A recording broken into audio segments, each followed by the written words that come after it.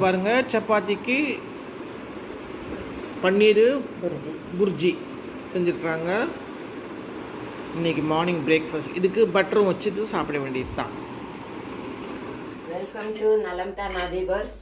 இன்றைக்கி பன்னீர் புர்ஜி செய்ய போகிறோம். அதுக்கு ஃபஸ்ட்டு அடுப்பை பற்ற வச்சு ஒரு வானலியை வச்சுக்கணும். அடுப்பை பற்ற வைக்காமல் சமையல் செய்ய முடியுமா? ஹாப்பி தீபாவளி நியூ ஈவுன்னு சொல்லலாம். இன்றைக்கி எல்லாத்துக்கும் நந்தன சேனல் வியூவர்ஸ், இன்றைக்கி லக்ஷ்மி பூஜை சாயந்தரம் செய்யணும். எல்லோரும் இன்றைக்கி தந்திரயாஸ் அப்படின்னு சொல்கிறது. நாளைக்கு தீபாவளிக்கு. இன்றைக்கி எண்ணெய் அடுப்பு பற்ற வச்சாச்சு. எண்ணெய் ஊற்றணுமா? எண்ணெய் ஒரு 2 ஸ்பூன் ஊற்றிக்கலாம். வெண்ணெயும் இதில் கொஞ்சம் கலந்துக்கலாம். இந்த சப்பாத்தி வெண்ணெய், அந்த சப்பாத்திக்கு பன்னீர் போடுற ஐட்டம்ஸ்க்கெலாம் கொஞ்சம் வெண்ணெய் சேர்த்துக்கிட்டா கொஞ்சம் டேஸ்ட்டு கொடுக்கும். இந்த வெண்ணெய் வந்து ஹோம்மேடு வெண்ணெய். நம்ம பால் வாங்குகிறோம்ல, அதில் ஆடை எடுத்து வச்சு வெண்ணெய் தயார் பண்ணுறது.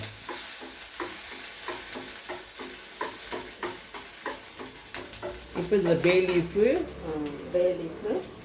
ஒரு பட்டை ஜீரகமா சோம்பா ஏலக்காய், சும்மா ஒரு பிஞ்சு சோம்பு ஜீரகம். இது கொஞ்சம் பொரிஞ்சதுக்கப்புறம் வெங்காயம் நல்லா பொடியில் போட்டு அரிஞ்சுக்கணும். அப்போ தான் அந்த திக்னஸ் கொடுக்கும். அதுக்காக தான். ஓ, கரெக்ட் கரெக்ட். இப்போ வெங்காயம் போட்டுக்கணும். இஞ்சி பூண்டு பேஸ்ட்டு முதல்ல போட்டுருக்கணும். அது பிடிச்சிக்கும். அது அந்த பாத்திரத்தில் பிடிச்சிக்கும். அதுக்காக இதை போட்டுட்டு கொஞ்சம் வதங்கினதுக்கப்புறமேது நமக்கு வேணும்னா வெங்காயம் நல்லா நிறையா கூட சேர்த்துக்கலாம். குவான்டிட்டிக்கு தகுந்தாப்புல மற்ற இன்க்ரீடியன்ஸ் எல்லாம் எல்லாமே ஜாஸ்தி போட்டுக்கலாம். இப்போ கச்சிதமாக கொஞ்சமாக செய்கிறதுனால இப்படி போட்டு இப்போ ஓரளவுக்கு எண்ணெய்லாம் இழுத்து வதங்க ஆரம்பிச்சிருச்சு. இப்போ இந்த சமயத்தில் இஞ்சி பூண்டு பேஸ்ட்டையும் போட்டோம்னா இப்போ அதுவும் இதுவும் சேர்ந்து நல்லா வதங்கி பச்சை வாசம் போயிடும். இது ஓரளவுக்கு பச்சை வாசம் போனதுக்கு அப்புறமேலு தக்காளியும் போட்டு வதக்கிக்கணும். சிம்மை ஏற்றிக்கலாம். இது வெங்காயம் வதங்கிறதுக்கு வேணும்னா கொஞ்சமாக உப்பு, அந்த சீக்கிரம் வதங்குவாங்க. தக்காளியை பியூரி மாதிரி பிடிச்சிட்டீங்க. ஆமாம் ஆமாம். இல்லைன்னா அப்படியே பீஸாக இருக்கும். நமக்கு தொட்டு சாப்பிட்றதுக்கு ஒரு சிலர் தூக்கி போட்டுருவாங்க, ஒரு சிலர் சாப்பிடுவாங்க. அதுக்காக நல்லா பியூரி மாதிரி பண்ணி செஞ்சு வச்சாச்சு.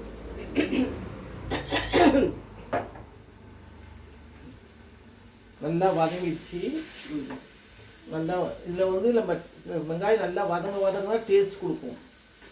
ஏன்னா நம்ம பன்னீர் இதெல்லாம் போடுறதுக்கு கிரேவி நல்லா டேஸ்டியாக இருக்கிறதுக்கு நம்ம எவ்வளோ தூரம் நம்ம வெங்காயத்தை நம்ம வளர்க்குறோமோ அவ்வளோக்கும் நல்லது. அவங்களுக்கு கோல்டு, அதான் டப்பிங் நான் கொடுக்குறேன். இப்போ அவங்களுக்கு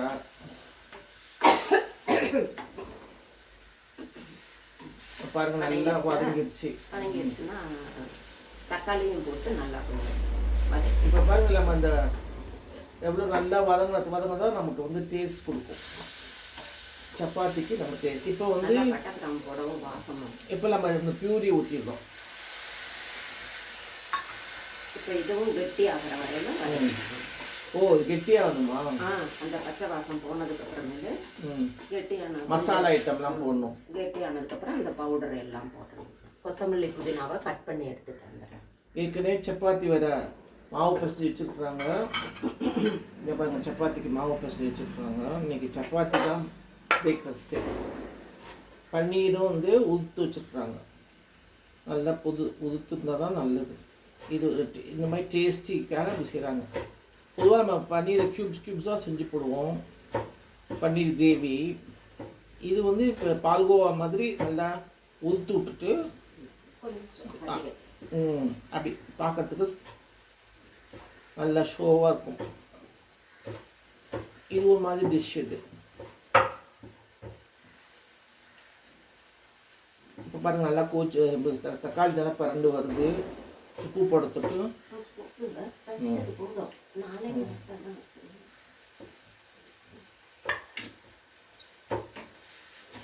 இப்போ பாருங்கள் இது நல்லா பரண்டு வரணும். கொஞ்சம் தண்ணி போகும், தக்காளி தண்ணி ஊற்றுல கொஞ்சம் திக்னஸ் வரணும் இல்லையா?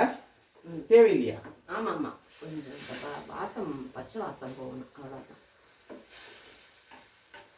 ஓ, பச்சை வாசம் போகும். இன்னைக்கு வெயில் அடிக்குது, மழை இல்லை, தினம் மழை பெஞ்சிக்கிட்டே இருக்குது.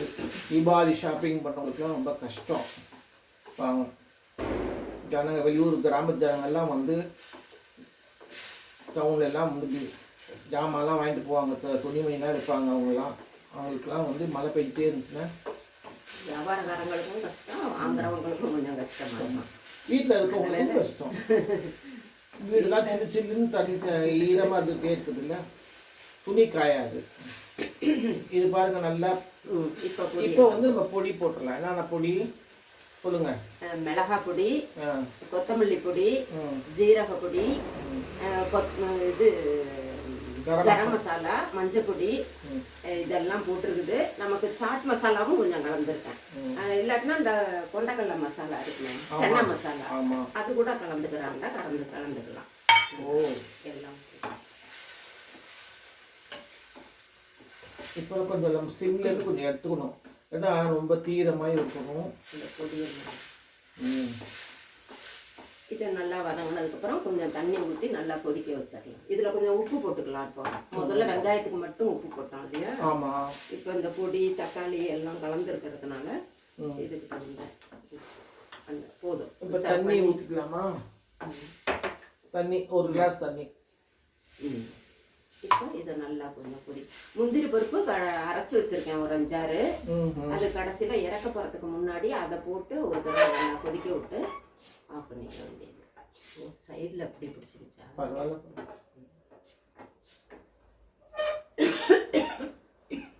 இப்போ பாருங்க நல்லா கொஞ்சம் நேரம் கொதிக்கணும். இப்போ கடைசியில் இறக்குறப்போ இந்த பன்னீரை போடணும். பன்னீரும் அது பேர் கருவேப்பிலை, கொத்தமல்லி, அந்த முந்திரி பருப்பு அரைச்சதையும் போட்டு திரும்பவும் ஒரு நல்லா கொதி மூடணுமா வேணாம்? மூடி வச்சு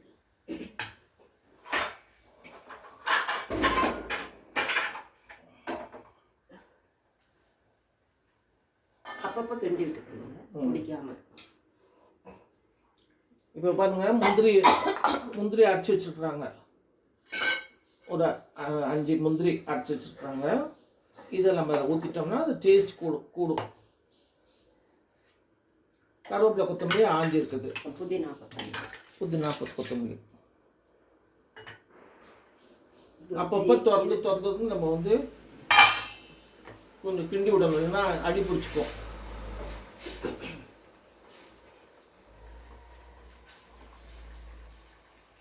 காஷ்மீர் கலருக்கு காஷ்மீர் சில்லி பவுடர் கூட கலந்துக்கணும்னா இதில் போட்டுக்கலாமே.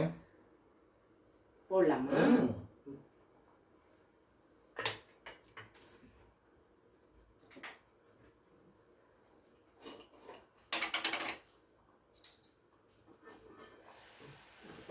போடுறேன். காஷ்மீர் சில்லி கலருக்கு இது ரொம்ப காரம் இருக்காது. நல்ல காரம் வேணுங்கிறவங்க பச்சை மிளகாய் கூட அந்த தாளிக்கையில், வெங்காயம் தாளிக்கையில் ஒன்று கட் பண்ணி போட்டுக்கலாம். அது நான் ரொம்ப காரம் வேணாங்கிறதுக்காக கட் பண்ணி போட்டோம்னா அந்த காரமெல்லாம் அப்சர்வ் பண்ணிக்கும் இல்லையா? அதனால நான் போடலை. வேணும்னா போட்டுக்கலாம். இப்போ நம்ம வந்து இந்த முந்திரி அரைச்சில் ஊற்றிடலாம். இப்போ கலர் பாருங்க மாறிடுச்சு.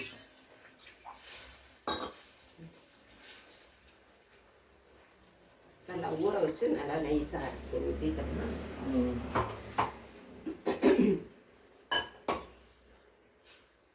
இப்போ உப்பு பார்த்துக்கோங்க. உப்பு பார்த்து பண்ணுறவங்க இப்போ கொஞ்சம் வெண்ணெய் போட்டுக்கிறாங்க. அந்த கொத்தமல்லி போடல இதையும் போட்டு மேலே. இப்போ நம்ம இந்த இதை போட்டுடலாம், பன்னீரை போட்டுடலாம். ஏன்னா பன்னீரில் கொஞ்சம் மசாலா ஏறணும்ல.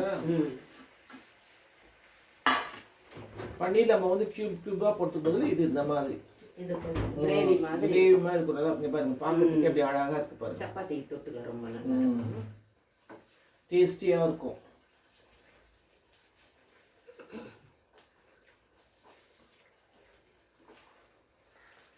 இப்போ உப்பு பார்த்துருந்தீங்களா, சரியா இருக்கா?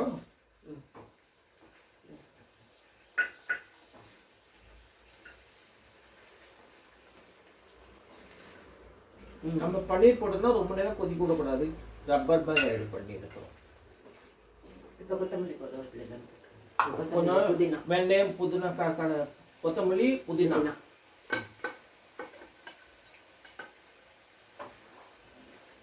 வெந்தயம் போட்டிருக்கோம். சிம் பண்ணிக்கங்க, ரொம்ப கெட்டியாகிடும். சிம் பண்ணியாச்சு. இப்போ பாருங்க, நல்லா சூப்பராக வந்துருக்கு பாருங்க கிரேவி. நீங்களே செஞ்சு பாருங்கள். நடந்தால் நான் சேனலுக்கு சப்ஸ்கிரைப் பண்ணுங்கள், பெல் பட்டனை மறக்காமல் அமுக்குங்க. வேறொரு வீடியோவில் உங்களை சந்திப்போம். பாய்.